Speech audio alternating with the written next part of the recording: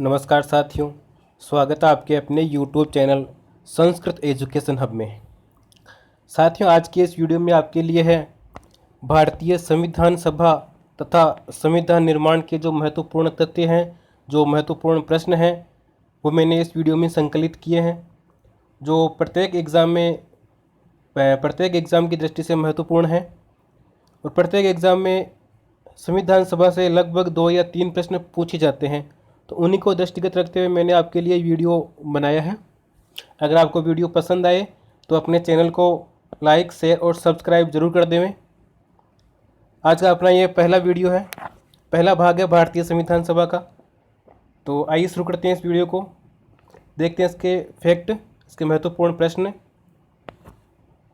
साथियों, वीडियो को देखने से पहले आप एक काम करें, अपनी नोटबुक और पेन अपने साथ में रखें। जो भी आपको इनमें से महत्वपूर्ण लगे वो अपनी नोटबुक में नोट करते जाएं। तो आइए शुरू करते हैं इस वीडियो को, देखते हैं। आज का अपना पहला फैक्ट है कि संविधान निर्माण की सर्वप्रथम मांग बाल गंगाधर तिलक के द्वारा की गई थी। किसके द्वारा की गई थी? बाल गंगाधर तिलक के द्वारा की गई थी। और कब की गई थी? 1895 में की गई थी। और किस में की गई थी? स्वराज विधेयक में। साथियों, पहला इफेक्ट अति महत्वपूर्ण है कि संविधान निर्माण की सर्वप्रथम मांग किसने की थी? बाल गंगाधर तिलक ने की थी। कब की थी? 1895 में। और किस में की थी? स्वराज विधेयक में। अपना अगला फैक्ट है, 1916 में होम रूल लीग आंदोलन चलाया गया था, जिसमें घरेलू शासन संचालन की मांग अंग्रेजों से की गई थी। फिर 1922 में गांधी जी ने संविधान सभा और संविधान निर्माण की मांग प्रबलतम तरीके से की और कहा कि जब भी भारत को स्वाधीनता मिलेगी, भारतीय संविधान का निर्माण भारतीय लोगों की इच्छाओं के अनुकूल ही किया जाएगा। ये बात कही थी महात्मा गांधी जी ने।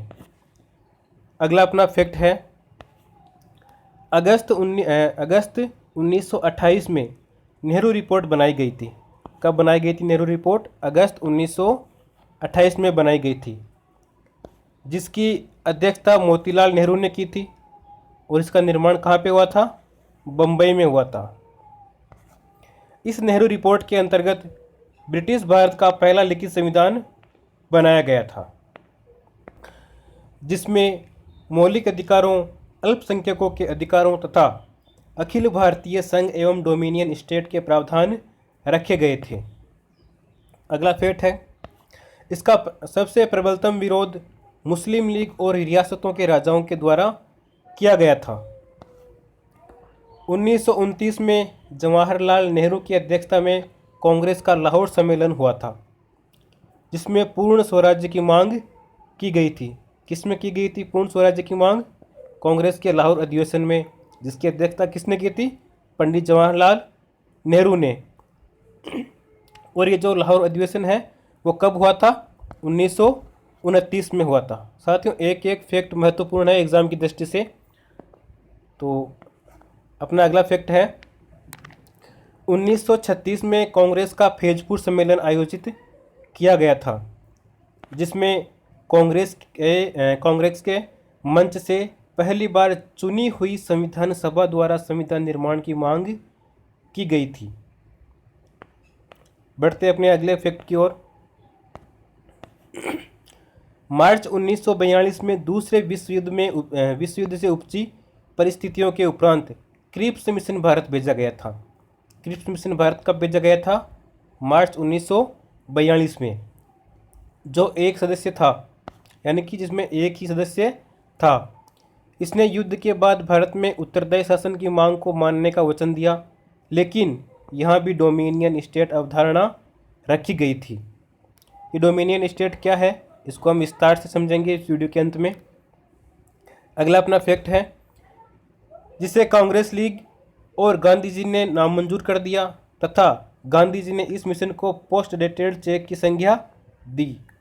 जो क्रिप्स मिशन है 1942 में भारत आया था, उस क्रिप्स मिशन को महात्मा गांधी जी ने क्या संज्ञा दी थी? पोस्ट डेटेड चेक की संज्ञा दी थी। अर्थात अंग्रेज एक ऐसा दिवालिया बैंक है जो भविष्य में कभी भी फेल हो सकता है। ये बात महात्मा गांधी जी ने कही थी क्रिप्स मिशन के बारे में। अपना अगला फैक्ट है, भारत में शासन की अव्यवस्था को देखते हुए तत्कालीन वायसराय लॉर्ड वेवेल ने जून 1945 में शिमला में सर्वदलीय बैठक बुलाई, जो किसी भी तार्किक नतीजे पर नहीं पहुंची। इस सम्मेलन को शिमला सम्मेलन या वेवेल योजना के नाम से जाना जाता है। कब हुई थी वेवेल योजना? जून 1945 में। कहाँ पर? शिमला में। अगला फैक्ट अपने हैं, मार्च 1946 में कैबिनेट मिशन भारत भेजा गया था। कब भेजा गया था? मार्च 1946 में। जिसकी अध्यक्षता किसने की थी? सर फ्रेडरिक लॉरेंस ने कैबिनेट मिशन की अध्यक्षता की थी, तथा इसके दो अन्य सदस्य थे। कौन कौन थे? एक तो थे सर स्टेफर्ड क्रिप्स और दूसरा था अपने एवी अलेक्जेंडर। इस आयोग द्वारा तत्कालीन समय में शासन का सही निर्धारण करने का प्रयास किया गया, जिसकी सिफारिशों के आधार पर संविधान सभा की रचना की गई, जो निम्न प्रकार है। अब देखते हैं अपने संविधान सभा में कितने सदस्य थे। तो संविधान सभा में कुल सदस्य 389 निर्धारित थे, यानी कि अपनी जो संविधान सभा बनाई गई थी सबसे पहले, उसमें 389 सदस्य थे। कितने थे? 389 सदस्यों का निर्धारण किया गया। वो कौन कौन थे देखते हैं। ब्रिटिश भारत से थे 292 सदस्य, जो अपने चीफ कमिश्नरी हैं उनसे थे 4 सदस्य, और जो देसी रियासतें थी उनसे थे 93 सदस्य। और ब्रिटिश भारत और चीफ कमिश्नरी क्षेत्रों से सदस्यों का निर्वाचन किया गया।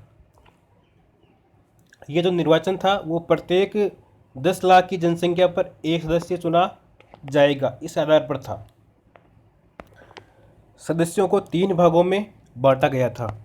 वो 3 भाग कौन कौन से थे? सामान्य, मुस्लिम और सिख, जो पंजाब के सिख थे वो।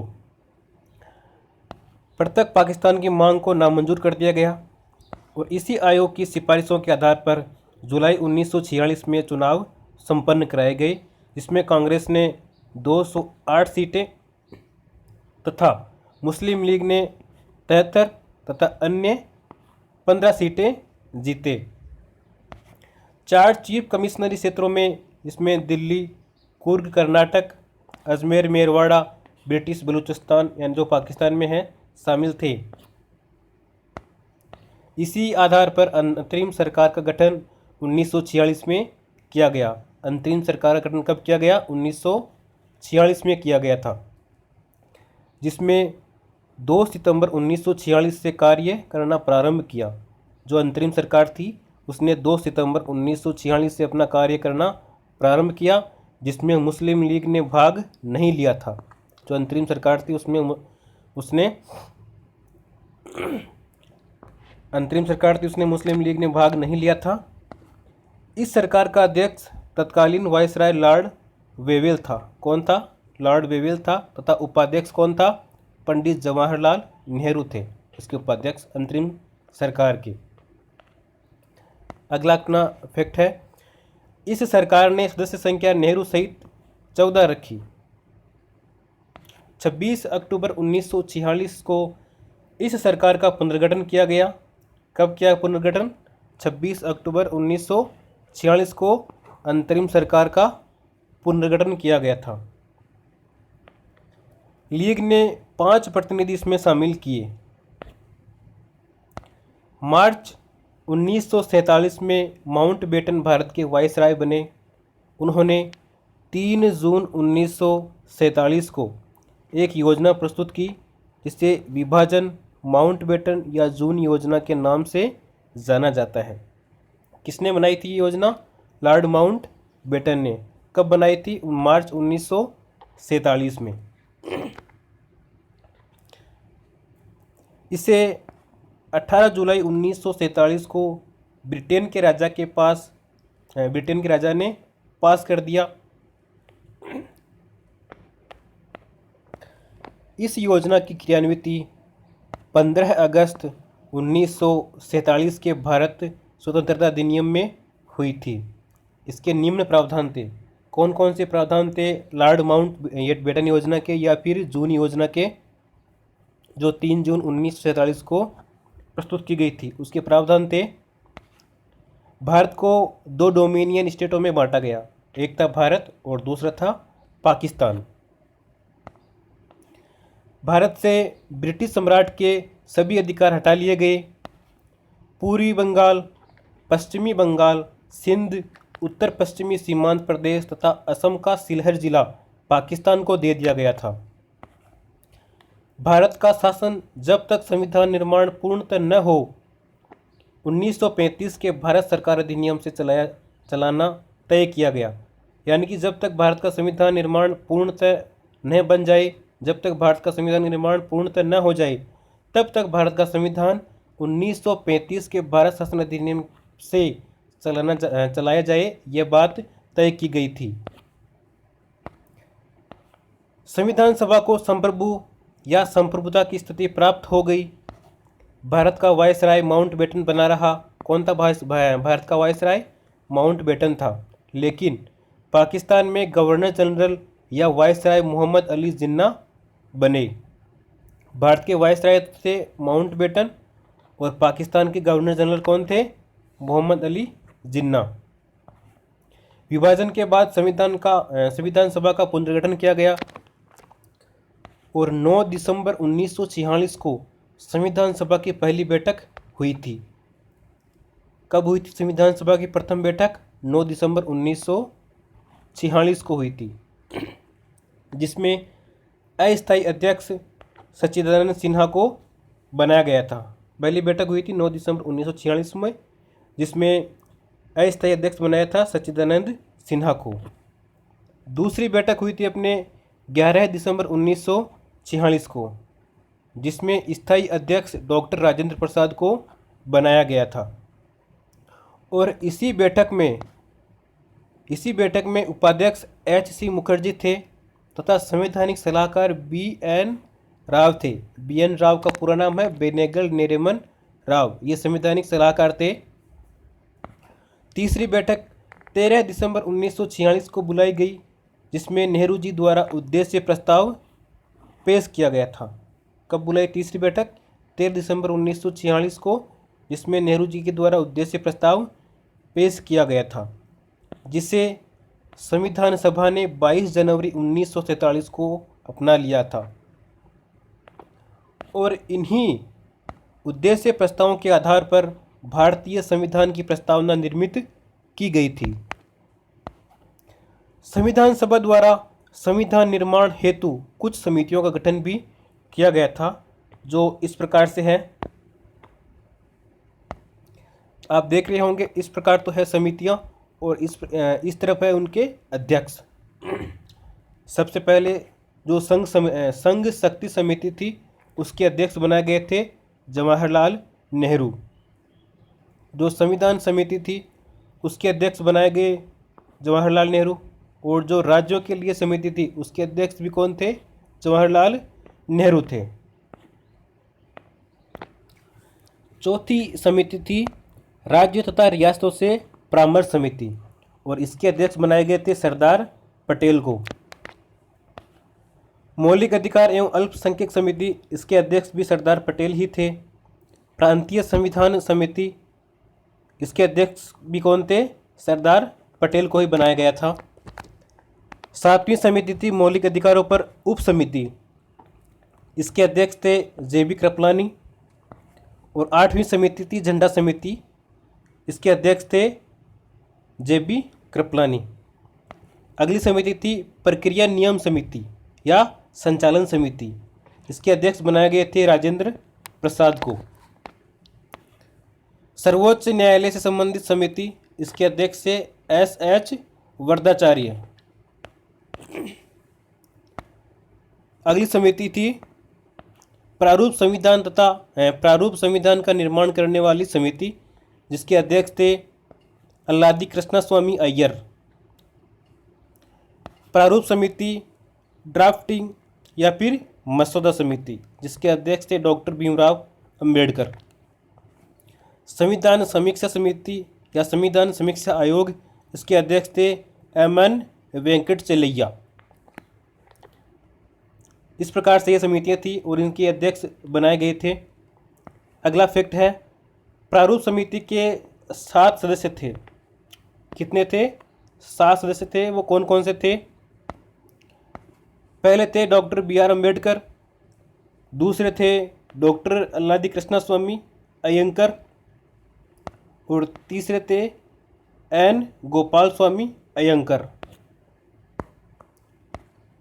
चौथे थे कन्हैयालाल माणिक्यलाल मुंशी, एन. माधवराज, यह B.L. मित्तल के स्थान पर आए थे। 6 नंबर पर थे T.T. कृष्णमाचारी, यह D.P. खेतान के स्थान पर आए थे। 7वें नंबर पर थे मोहम्मद सादुल्ला। तो इस प्रकार से ये 7 सदस्य थे। अगला फैक्ट है, प्रारूप समिति 29 अगस्त 1947 को गठित की गई थी। कब की गई थी? 29 अगस्त 1947 को प्रारूप समिति का गठन किया गया था। अगले अपने फैक्ट हैं, संविधान सभा में पहली बैठक के अंतर्गत 207 सदस्यों ने भाग लिया था। जो संविधान सभा की पहली बैठक हुई थी उसमें 207 सदस्यों ने भाग लिया था, और संविधान सभा में कुल 15 महिलाओं ने भाग लिया था। कितनी महिलाओं ने? 15 महिलाओं ने भाग लिया था, तथा 8 महिलाओं ने संविधान पर हस्ताक्षर किए थे। 8 महिलाओं ने हस्ताक्षर किए थे और 15 महिलाओं ने संविधान में सभा में भाग लिया था। 15 अगस्त 1947 को भारत का विभाजन किया गया, जिसके उपरांत संविधान सभा में सदस्य संख्या घटकर 324 रह गई थी। अक्टूबर 1947 को संविधान सभा में सदस्यों की संख्या घटकर कितनी रह गई थी? 299 रह गई थी। संविधान सभा द्वारा संविधान के कुल 3 वाचन संपन्न किए गए थे। कितने वाचन हुए थे संविधान के? 3 वाचन संपन्न किए गए थे। अंतिम वाचन 17 नवंबर 1949 से 26 नवंबर 1949 तक चला था। कुल बैठकें 105 बैठकें हुई थी और 12 अधिवेशन संपन्न किए गए थे। भारत विभाजन से पूर्व 4 अधिवेशन संपन्न किए गए थे। जो भारत का विभाजन हुआ था उससे पूर्व 4 अधिवेशन हुए थे, और बाकी के जो 8 अधिवेशन थे वो भारत विभाजन के बाद में हुए थे, और कुल बैठकें हुई थी 105। 7वें अधिवेशन में महात्मा गांधी को श्रद्धांजलि अर्पित की गई थी।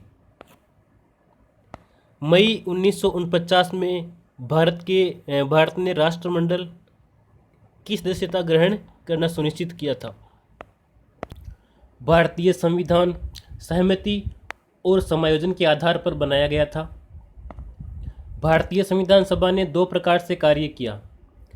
पहला, जब संविधान निर्माण का कार्य किया जाता तो इसकी अध्यक्षता डॉक्टर राजेंद्र प्रसाद करते, तथा जब संविधान सभा विधायिका के रूप में कार्य करती तो अध्यक्षता गणेश वासुदेव मावलंकर द्वारा की जाती थी। साथ ही इस वीडियो में आपको ऐसे फैक्ट मिलेंगे जो आपने अन्यत्र कहीं भी नहीं पढ़े होंगे।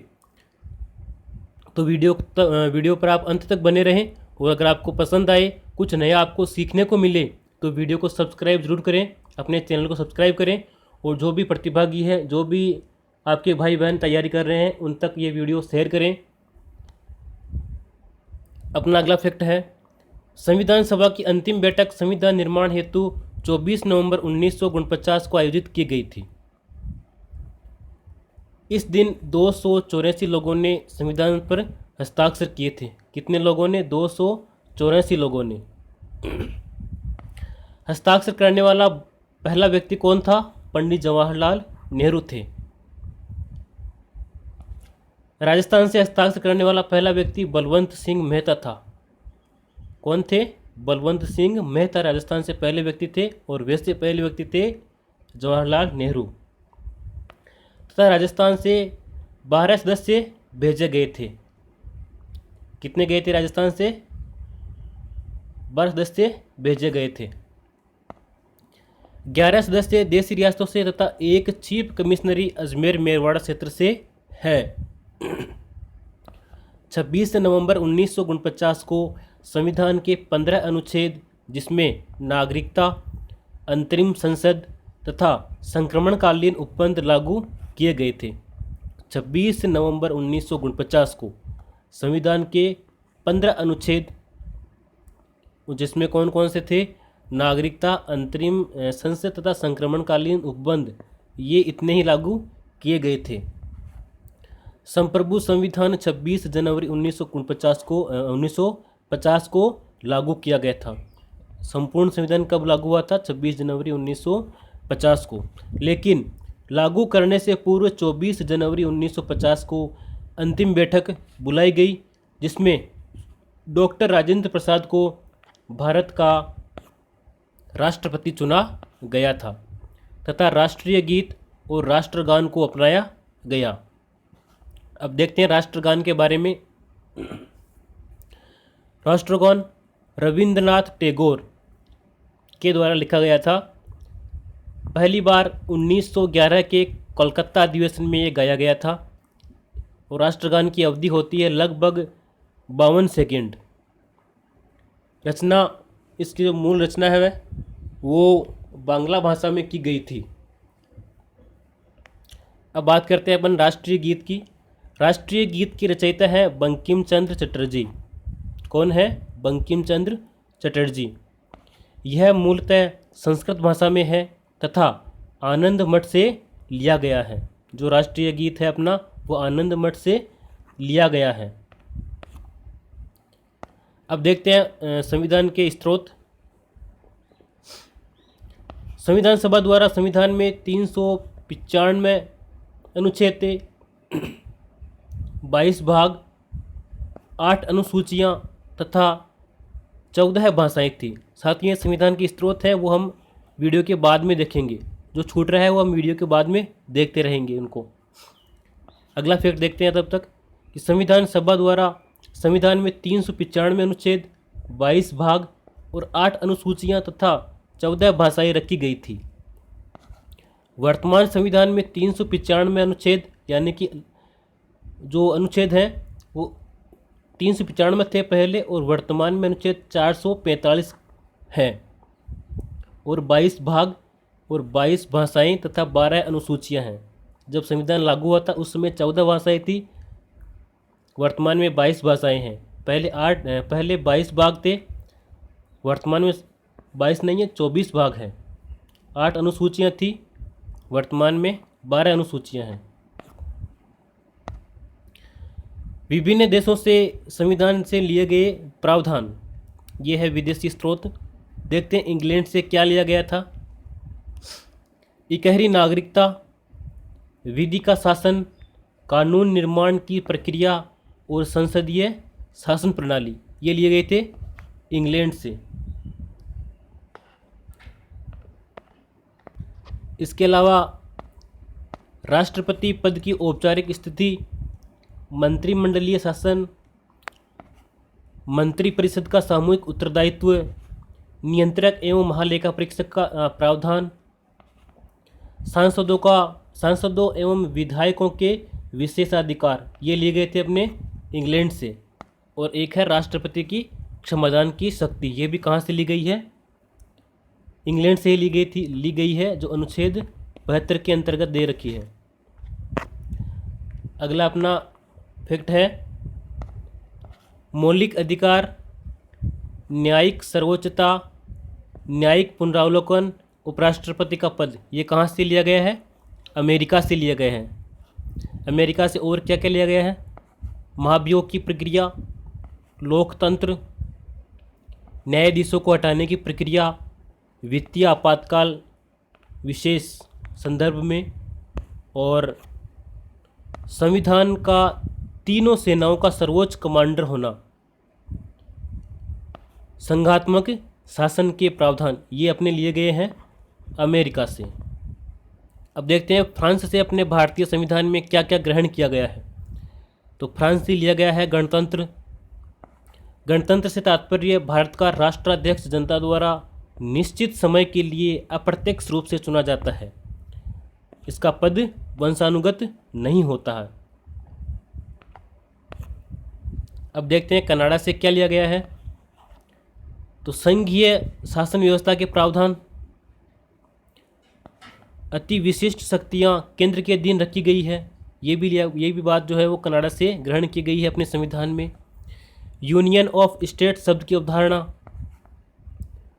राष्ट्रपति का सर्वोच्च न्यायालय से परामर्श प्राप्त करना, पूर्व सोवियत संघ यानी कि रूस, मौलिक कर्तव्य, ये जो है रूस से क्या लिया गया है ये बता रहे हैं। अब ऊपर जो पढ़ा था हमने ये 4 फैक्ट, ये तो लिए गए थे कनाडा से। देखिए ये जो 4 फैक्ट हैं ये तो लिए गए थे कनाडा से। अब रूस से क्या लिए गए हैं वो अपन देखते हैं। मौलिक कर्तव्य, पंचवर्षीय योजनाएं और समाजवाद, ये लिए गए हैं रूस से। अब देखते हैं जर्मनी से क्या ग्रहण किया गया भारतीय संविधान में। राष्ट्रपति की आपातकालीन शक्तियों के प्रावधान। और अब देखते हैं आयरलैंड से क्या लिया गया है। आयरलैंड से लिया गया है नीति निर्देशक तत्व। क्या लिया गया आयरलैंड से? नीति निर्देशक तत्व। राष्ट्रपति के निर्वाचक मंडल की व्यवस्था, राष्ट्रपति द्वारा राज्यसभा में 12 सदस्यों का मनोनीत करना, ये लिया गया है आयरलैंड से। दक्षिण अफ्रीका से क्या ग्रहण किया गया है भारतीय संविधान में। संविधान में संशोधन करने की प्रक्रिया, राज्यसभा के सदस्यों का निर्वाचन, ये सब बातें ली गई है दक्षिण अफ्रीका से। अब ऑस्ट्रेलिया से क्या लिया गया है? तो ऑस्ट्रेलिया से लिया गया है अपने समवर्ती सूची और प्रस्तावना की भाषा, संसद के दोनों सदनों की संयुक्त बैठक का प्रावधान, ये सब बातें ली गई है ऑस्ट्रेलिया से। जापान से कौन कौन सी बातें ग्रहण की गई है भारतीय संविधान में? जापान से लिया गया है विधि द्वारा स्थापित प्रक्रिया, 1935 का भारत शासन अधिनियम, उससे क्या ग्रहण किया गया है? इससे ग्रहण किया गया है संविधान में इसका लगभग 2/3 भाग लिया गया है। और भारतीय संविधान का सबसे बड़ा एकांकी स्रोत है, क्या है? भारत शासन अधिनियम 1935 भारतीय संविधान है उसका सबसे बड़ा एकांकी स्रोत है। अधिवक्ता आइबर जेनिंग्स ने भारतीय संविधान को वकीलों का स्वर्ग कहा है। क्या कहा है? वकीलों का स्वर्ग। किसने कहा है? आइबर जेनिंग्स ने। भारतीय संविधान में वर्णित अनुसूचियाँ। भारतीय संविधान में कितनी अनुसूचियाँ हैं, उन अनुसूचियों में क्या क्या वर्णन किया गया है, उनके बारे में हम जानेंगे। देखते हैं प्रथम अनुसूची।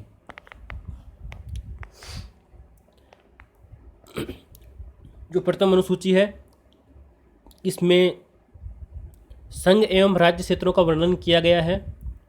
7वां संविधान संशोधन 1956 में इसमें 14 राज्य हैं एवं 6 केंद्र शासित प्रदेश रखे गए थे। वर्तमान में 29 राज्य, 28 राज्य हैं वर्तमान में और 7 केंद्र शासित प्रदेश हैं।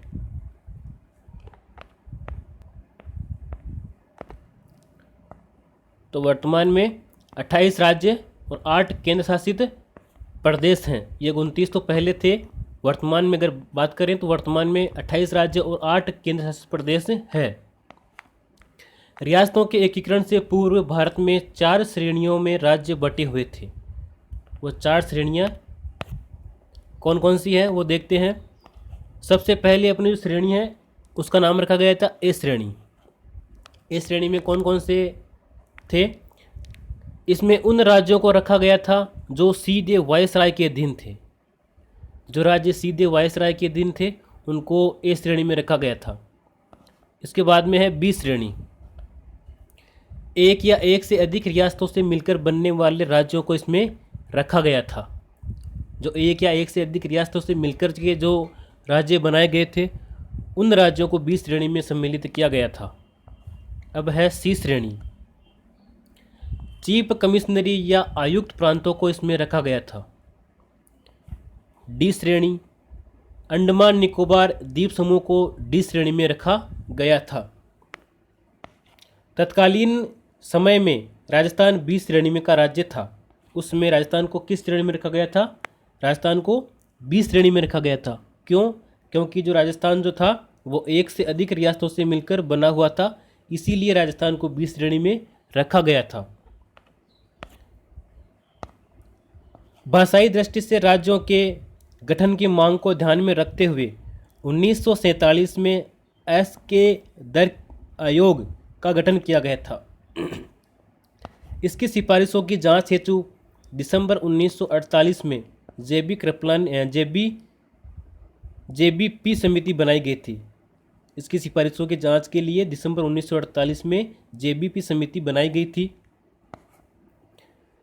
व्यवस्था संघात्मक जो कि अमेरिका से ली गई थी, एक व्यवस्था जो संघीय व्यवस्था थी वो कनाडा से, और भाषा के आधार पर राज्यों का पुनर्गठन किया गया था। राज्यों का जो पुनर्गठन था वो भाषा के आधार पर किया गया था। 1947 में एस के दर आयोग, इसमें 4 सदस्य थे और भाषा के आधार पर राज्यों का गठन करने की सिफारिश की गई थी। 1948 में जेबीपी समिति समीक्षा के लिए बनाई गई थी, जिसमें जवाहरलाल नेहरू, वल्लभ भाई पटेल, पटाभी सीतारामैया शामिल थे। तो 1948 में जेबीपी समिति भाषा एक मुख्य मुद्दा हो सकता है, लेकिन इसके साथ साथ राज्य प्रशासनिक संचालन की व्यवस्था को भी ध्यान में रखा जाए, ये बात इस समिति में सामने आई। 1 अक्टूबर 1953 को भाषा के आधार पर आंध्र प्रदेश का गठन करना पड़ा था। भाषा के आधार पर जो सबसे पहला जो राज्य बना था वो था आंध्र प्रदेश, और कब बना था? 1 अक्टूबर 1953 को। साथियों, आज की वीडियो में इतना ही है। आगे जो फैक्ट हैं लगभग 35 पेज अभी बाकी हैं इस अपने संविधान संशोधन के, संविधान के जो तथ्य हैं उनके। अगर आपको वीडियो पसंद आए तो अपने साथियों के साथ इसको शेयर करें, वीडियो को लाइक करें, और अपना जो चैनल है संस्कृत एजुकेशन अब, उसको सब्सक्राइब करें, ताकि और भी हम आपके लिए महत्वपूर्ण वीडियो लेकर आएँ। आपके लाइक, शेयर और सब्सक्राइब से हमें मोटिवेशन प्राप्त होता है, तो ये बात आप ध्यान में रखें, सब्सक्राइब जरूर करें। जयतु भारतम, जयतु संस्कृतम, जय हिंद।